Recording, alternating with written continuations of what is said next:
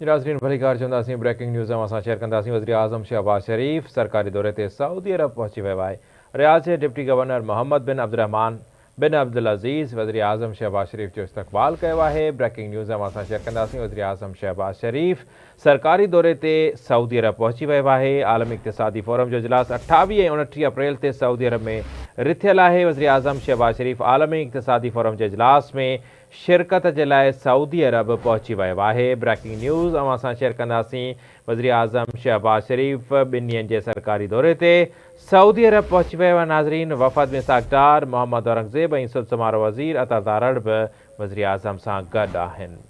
हिकु भेरो ॿीहर ब्रेकिंग न्यूज़ असां शेयर कंदासीं। वज़ीर आज़म शहबाज शरीफ़ सरकारी दौरे ते सऊदी अरब पहुची वियो आहे। वज़ीर आज़म शहबाज शरीफ़ आलमी इक़्तिसादी फोरम जे इजलास में शिरकत कंदो। आलमी इक़्तिसादी फोरम जो इजलास 28 ऐं 29 अप्रैल ते सऊदी अरब में रिथियल आहे।